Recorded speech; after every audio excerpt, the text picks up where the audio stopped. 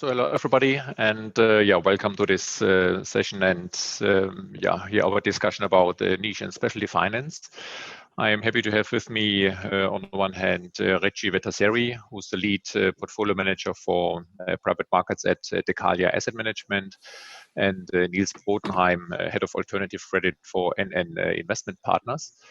Before we start with our discussions, I would ask both of them to just shortly introduce their organizations and where their activities in private debt are. Reji, if I could ask you to start, please.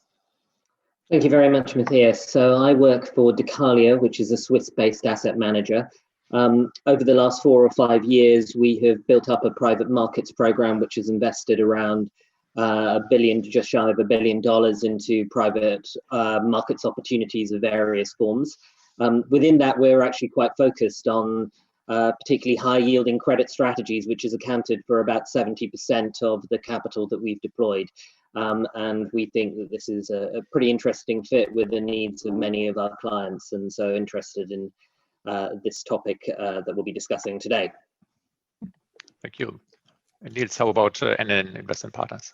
Yeah, Niels Bodenheim. I'm head of alternative credit at NNIP. We're about 45 billion in AUM. We manage money for our general account NN Group, but also for third-party investors. At 45 billion, we are still very much operating in niche asset classes as well. We are divided amongst 5 product categories, which are corporate loans, real estate debt, infrastructure debt, structured credit, residential mortgages. So a host of different credit types and risks: consumer, government-related risk, and corporate risk, of course. Perfect. No, thank you for that. Well, in the 2 previous presentations, we already have heard from 2 managers focusing on specific niches in the private debt market. More broadly speaking, it seems that again, niche and specialty finance, or alternative credit, as some consultants also call it, seems to be a rather recent phenomenon. But sometimes the term is used like a catch-all term for anything but normal direct lending. Reji, maybe can I ask you how you define specialty finance and what different segments you would put under that heading?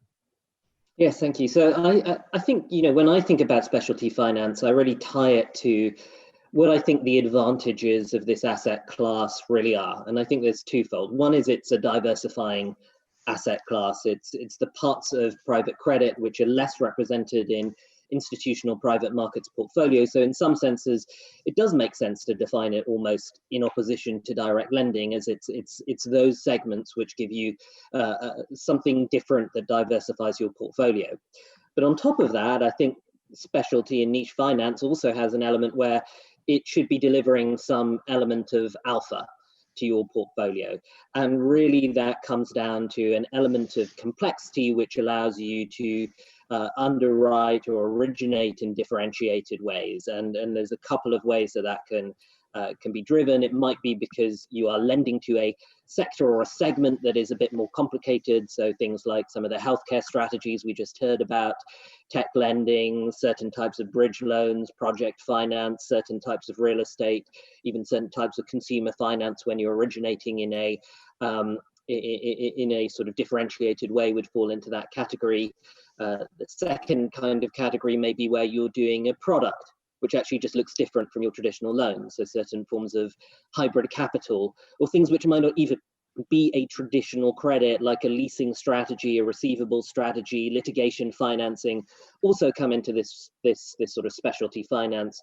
And the third element, which I sometimes see in these situations, is an ability to play in the more opportunistic end of the market. So sometimes it's about, as we heard about, buying things from bank balance sheets, finding yourselves in stressed, more complicated secondary type situations. And of course, specialty finance can involve situations which involve all 3 of those elements: differentiated segments, solutions, and situations. So you need to put the same things under specialty finance, or do you have a different view on that? Yeah, no, it's a good observation on the specialism or niche tying to alpha. I take a slightly different viewpoint, because I think sometimes with the alpha and the specialism, it restricts size. We've seen also from the preceding discussions on the fund sizes that are correlated to that. I mean, our mandates are relatively quite large, but we don't have as many fund offerings and solutions. And so I think from an investor perspective, niche and specialism sometimes also refers to the lack of institutional product that is out there. And in more recent years, we've seen trade finance developing in various risk return spectrums. So some of them do provide the alpha offering. We are very much kind of a beta plus type of solution, stable return, uncorrelated from other asset classes, but differentiating and complementary in investor portfolios. So yeah, I take the perspective of specialism sometimes generates alpha. It also is nice and complementary to defensive portfolios as well. That specialism is sector driven or product driven as well. And so with us, we have a host of different products. It requires a unique set of expertise. And as such, it might be perceived as niche to the investor universe. And talking about again specialism and focus on niche and very complex transactions. Given that NNN obviously is a very large asset manager, do you avoid some segments where you say, well, these are just too small and too niche for us? So do you naturally have to gravitate towards sectors or investment strategies which enable you to put more money to work? And that obviously also relates a little bit to the question: are all sectors easily scalable, all sectors specialty finance, or will we always find segments which are just too small to be able to be offered for broader audience, just because fund size is whatever above 300-500 million, or maybe not sustainable in the long run? Yeah, I think that's also coupled to how efficient can you do that, right? I think some niche solutions that are not as scalable are still very much labor intensive. And it needs to be attractive. If you're not generating the alpha, then it's not just for us as a asset manager, what is our cost coverage, but what is the ultimate cost overlay to the investor? And so, yeah, we do need to make sure that we don't have cost overruns in solutions and make the investable asset class significantly less attractive. So I think you formulated correctly. We do need an element of scale. At the same time, we have some really nice specialisms with partner banks like FMO Bank. There we do several $100 million in deployment, and I think that's very much complementary with our investment philosophy as well, which is tied to responsible investing. So besides generating scale for our general account for third parties and offsetting that with operating efficiency, I think it's also investment themes need to be complementary to people's portfolios. And that's one of those that is perhaps on the smaller side of our overall book, but very much in line with what we're looking to achieve from an investment philosophy perspective. I think we already touched on the diversification element of specialty finance strategies. Reji, do you also think that the recently, as it seems, at least to me, increased appetite for these kind of strategies that is also mainly triggered by investors who already obviously followed the market trend over the last 3 years to put large amounts of capital to work in direct and corporate lending, and they are now looking for different ways to put capital to work? On the one hand, because they might be skeptical about if there maybe already has been raised too much money for, let's say, normal private debt strategies. On the other hand, if you're doing the next or committing to the next direct lending fund, there's only a certain element of diversity you get, obviously still in terms of number, maybe in terms of regions, but especially finance obviously offers very different risk return profiles, and therefore the diversification elements of these kind of strategies. Could that be the main trigger for the increased appetite of LPs in that segment? Yeah, I mean, I think there's actually probably a couple of different triggers that are going on. One is certainly diversification. There is people are realizing that there is value in diversification. I think COVID and its very asymmetrical impacts on the economy, kind of showed you very clearly how valuable it is to have a broad mix of things in your portfolios, because you don't quite know where the hammer is going to hit. And particularly there's an element of diversification of if you really look at what you have, if you have in a direct lending strategy and a private equity strategy, it is all geared towards middle-sized, highly levered companies, which are in a wide variety of sectors, and you may have a wide variety of different underlying assets, but you don't have the full diversification if you move into things which also have real estate backing, equipment backing, some of which may be uncorrelated, like litigation finance, in your portfolio. But on top of that diversification piece, I think probably even more important has been actually just the search for yield for many people, and I think that's only going to increase in a world where we see incredibly low high yield rates, which are forcing people who are looking for yield on public markets into increasingly risky assets. A lot of people are trying to find out whether specialty finance can really deliver the yields they want without necessarily increasing the risk as much as those kind of options. And the third piece, which I think is also important and sometimes not talked about enough, is actually just the liquidity aspects of it. So a lot of credit investors are investing in credit because they want an income. And a traditional private market strategy, a private equity strategy doesn't really, private debt strategy doesn't really deliver that. Any private debt fund strategy won't necessarily deliver an income from year one. But some of these specialty finance strategies can be the same or a lower duration or weighted average life than certainly even private equity, but even private debt. And that can be quite useful in a lot of portfolios, especially for people who are moving out of that liquid universe and looking to diversify, but don't necessarily want to go into very long duration strategies. And I mean, in terms of, I mean, we already talked about what LPs seek in terms of additional, well, both alpha, diversification, liquidity they might get from investing in specialty finance. Niels, maybe talking to you regarding, obviously you mentioned you already have different buckets, different strategies.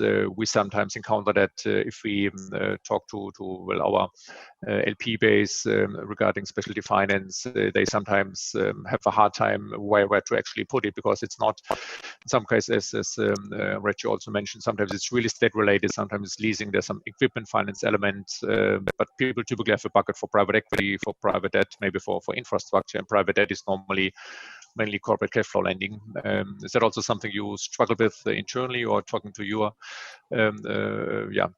investors where that could fit into a portfolio? And was it always clear that it's part of broader private debt allocation? Yeah. So I mean, sorry, Niels, please go ahead. Yeah, I think it also comes from the beginning of the conversation, right? Where do we play on niche specialty finance? Is it an offensive or defensive play? That's the first point of the discussion. Is it the alpha or beta plus type of solution that then correlates to where is it going to be housed? We are very much the fixed income alternative solution. I think the problem in the asset class as a whole, and with direct lending prior to this as well, is that it's still such a small percentage of the overall allocation bucket for investors. I mean, our AUM is large, and as an asset manager, is roughly 16% of total AUM. But with investors, it's a lot less. And so, where do you house it? So, first question: are you seeking alpha, or are you seeking a defensive position? And then once you know that area of interest, and you seek the strategy that fits that purpose, I think in itself it finds a natural home. But what you shouldn't do is look at a lot of interesting opportunities and say, well, I'm going to put some alpha from a very traditional IG related credit bucket. That just doesn't work longer term. And what we've seen investors do even pre-COVID is already starting to revert to more defensive positions. What was just mentioned was hard assets, so real estate debt and infrastructure debt, and plays to defensiveness have come into question. But even there's a wide variety of solutions, right? There's still today very much the defensive and alpha-based solutions that exist, and they will remain so. So for investors, it's very critical to look at themselves and say, what ultimately do we need? And that is also associated to the duration risk, which was mentioned. And if you couple that all together, then I think ultimately, whatever risk return there is, it becomes quite comparable and relatively easy to look at the finite market of solutions that are in existence. Which I guess you also have a special bucket for these niche strategies. Yeah, and so we have a special bucket which is focused on these areas, and I think to your point, ultimately, I think the things that have really held back the growth of this asset class are, one, just that sort of categorization factor that a lot of LPs have.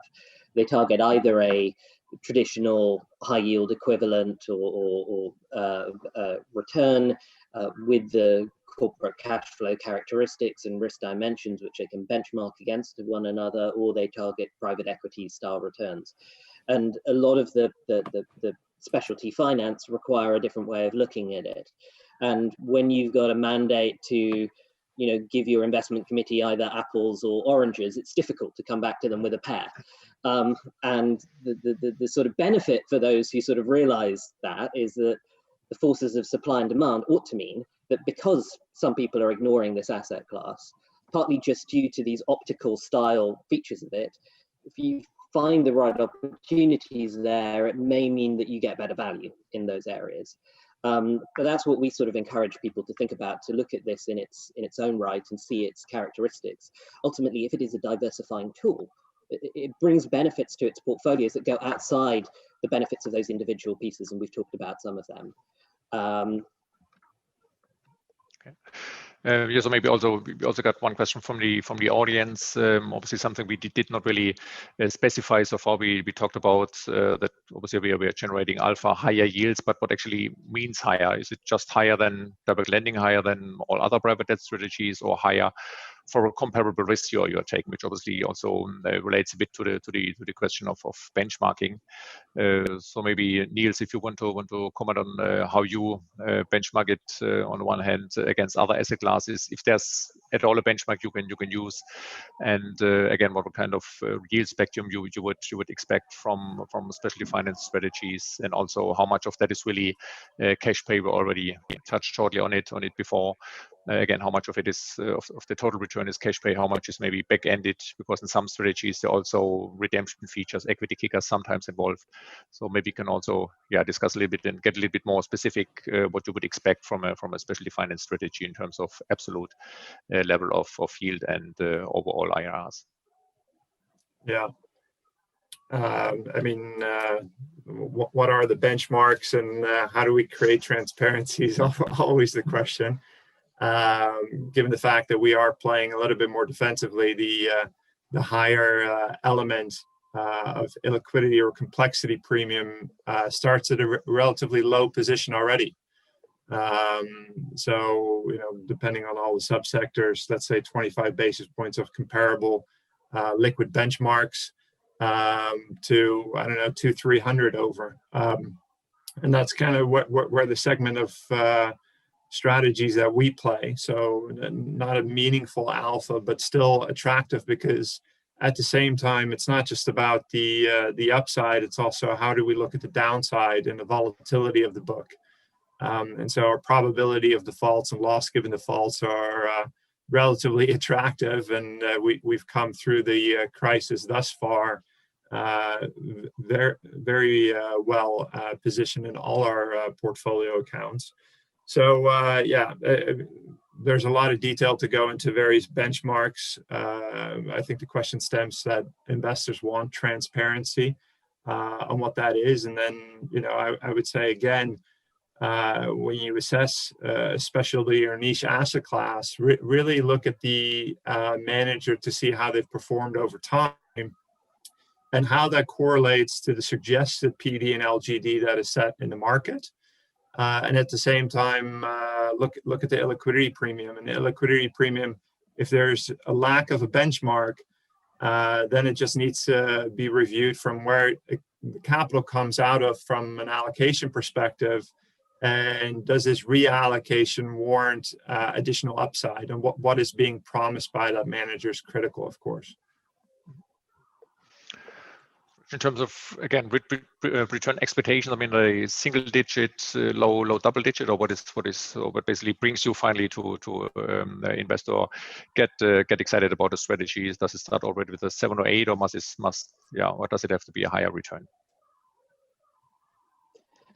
So, I think that the right way to look at this is really about a risk-adjusted basis for things. Now, we happen to focus in a lot of our strategies at more the sort of double-digit end, where we're sort of comparing ourselves to a high-yield strategy and looking to get a meaningful outperformance on that level. But you can have alpha, even with a 3, 4, 5% return, if that is, because of your specialty, really comparable to investment grade benchmark. And if you look across this sort of specialty finance space, you can see a whole range of different risk return profiles that can make sense, and a whole range too. I think part of the question was, how much is front-ended versus PIK versus back-ended versus different pieces, and that can vary quite meaningfully between the different kind of strategies. I mean, to give you an impression of the kind of things that we personally like and we think is a pretty interesting return profile for our strategies, trying to get to double-digit returns through some meaningful proportion of contractual income that often gets you to a very robust kind of 8-9% return plus some level of upside, whether that's through an equity kicker, whether that's through some potential fees or prepayment penalties, is, I think, a very interesting return profile when you compare it to what you can get in high yield, and combines that element of a defensive piece with an upside exposure piece. But without a doubt, there are also strategies that much higher return potentials and much lower return potentials which fall into this bucket of specialty finance. I think it's especially pronounced maybe for trade finance, where you can have strategies starting from 3 to 4% up to, again, double-digit returns, depending on obviously what kind of segments, what kind of size of deals, complexity they are focusing on, if they add leverage or not. So that obviously makes it also even more complex for investors to choose between the different strategies.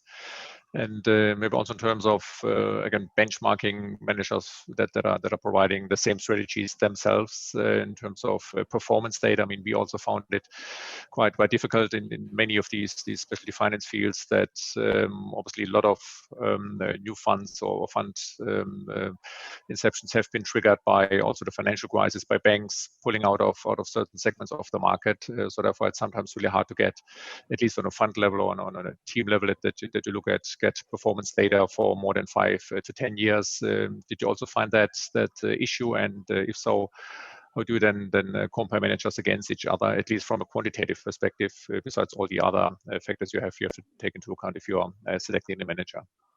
Maybe starting with you, Reji, first, and then also ask Niels. So I think the reality is that performance benchmarking in a very simplistic format is very difficult to do within these areas. First of all, you need to go and put each individual manager into a bucket that's comparable. There's no point in comparing a trade finance manager to a special situations manager. But if you get one of the benchmarks from some of the big data providers, they actually do that sometimes. So you need to create your own benchmarks from understanding the market and comparing it, not just with the trade finance guy or the special situations guy, but the one who has a truly comparable strategy from a risk perspective. Then you've also got the problem that actually your data often, for many of these guys, doesn't go back through many crises. Even though we've just come through one, well, it's a bit of an odd crisis because it will take a while before the numbers really show up. And just because someone had lots of, let's say, hotel-based real estate-backed transactions doesn't mean that they made loads of stupid decisions relative to somebody else. It's a crisis where you need to go and judge that. And then the third piece you need to be aware of is also and it's a very important one, is the accounting for this stuff. And especially within specialty finance, there is a lot more where you really need to dig into. Are they using a DCF? Are they where they can play around with the cost of capital assumptions? How are they valuing their equity kickers? How aggressive have they been on revaluing these assets, when a lot of them can pretend that there've been no impairment for a long time, even when the loan is in a bit more difficulty. So for us, you obviously have to do this benchmarking exercise in an intelligent way, but it's also about digging into the individual transactions and really trying to understand what people were doing, what risks were they taking, and making quite a lot of judgments about that, as well as prospectively, how can that segment evolve in a world that's changing quite rapidly? It's also maybe posing the same questions you do, given that I mean, we typically experience obviously large asset managers or investors who also have liquid investments. They're obviously much more focusing on data series and try to compare liquid and illiquid investments. Did you come up with a different solution, or do you also have like Reji focus a bit more, maybe place a higher weight on, again, the management team, the strategies, supply and demand balances of different market segments, and maybe less on data series, time series, which again, as Reji said, in many cases are not really available, or maybe just for very short time period available? Yeah, for us, I mean, in some of our strategies, we've been deploying capital for close to 30 years. So that's on individual loans. And I think what was mentioned is that, investors should not only look at fund track record, but also deal related track record. Have some of these transactions come full circle, right? Longer duration risk investments, like the asset class that I just mentioned, is infra debt. There's been a lot of players that come into existence post-crisis and have not had 20, 30 years loan play through different cycles.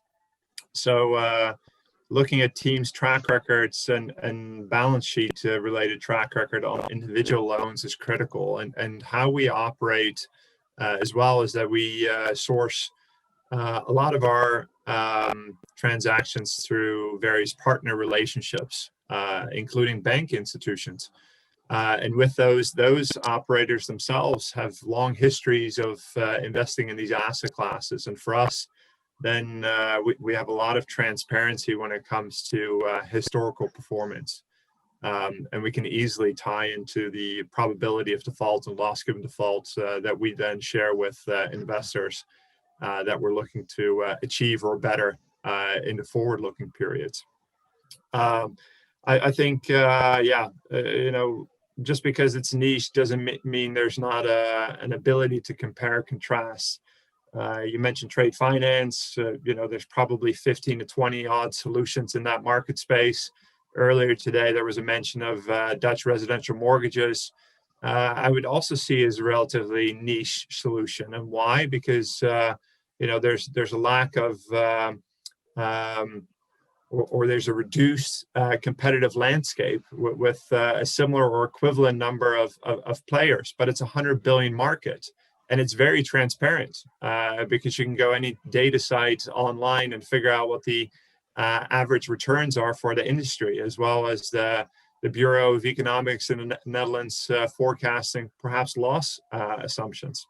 So just because it's niche doesn't mean there's no transparency. But I think looking at individual loan data, besides focusing on fund track record, is very critical for investors to assess. And I think no panel in this SuperReturn conference would be complete without a discussion of what the COVID-19 pandemic, what kind of effects it might have on specialty finance in general, but maybe also more importantly, do you think there are specific segments within specialty finance who are more attractive now than they have been before the outbreak? And what does also that mean for your investment strategies going forward?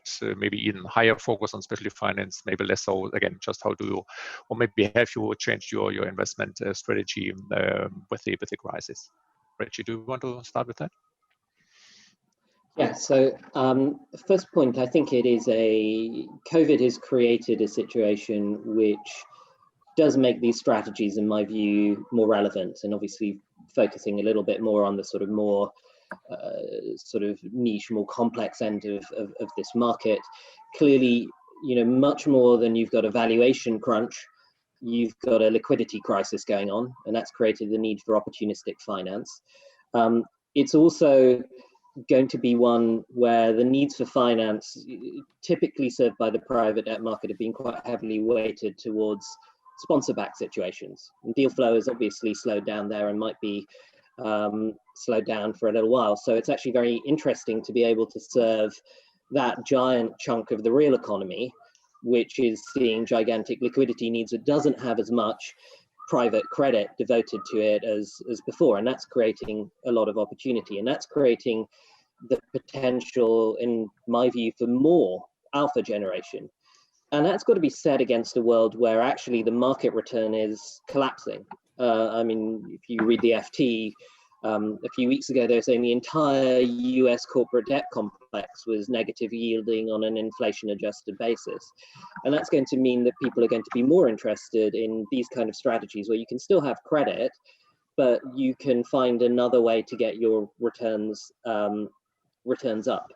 So I think it's a very interesting opportunity for this space. By the way, for private markets as a whole, actually benefit from that trend, but particularly private debt and particularly this end of the space. And in terms of what we find most interesting, to give you a few high-level themes, I think asset-backed strategies are pretty interesting right now because cash flows are difficult to predict, but often you can find these situations where people think about, actually, can I get through this by thinking about the long-term value of my assets and monetizing that in some way? And there are various different ways that you can play that, from real estate base to leasing, to all sorts of things that you can do, mortgages even. We also like strategies which, like the healthcare opportunity that we just heard about, that tie into segments which are actually not under stress, rather than sort of like real distress bets on things where you really don't know where they're going to go on. But you can find opportunistic financing even in healthcare and technology and so on. And the interesting one would be, we imagined at the start of this crisis there'd be a lot of secondary type opportunities. And obviously the markets pulled back in public markets much faster than we expected. And it'll be interesting to see whether there really are opportunities in this area. We thought there would be a few months ago. It's one where we're going to sort of watch that space a bit more closely as we progress through the next few months. And it's for you, any specific segments that you are a bit more focused on these days? Yeah, I think well said. Financing real economy, and purpose of this session as well. Less focused on perhaps financing M&A activity and what I term to be more purpose-based financing. Supply chain, equipment, technology.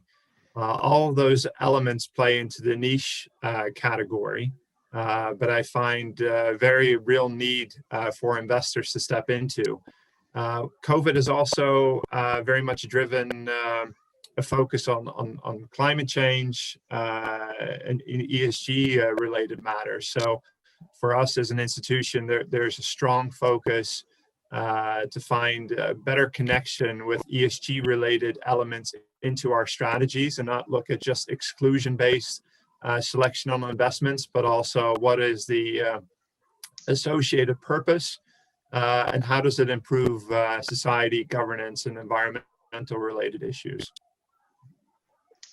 Yeah, I think that's also something which we look forward to, how the whole ESG incorporation into investment processes, into how funds treat it, how that is developing. I mean, if you look at US managers, only the larger ones of them really have it on the agenda. In Europe, it's obviously a different picture, but as I said, so far it's really mostly negative selection. So it will be very interesting to see how also especially finance that will be getting a higher importance going forward.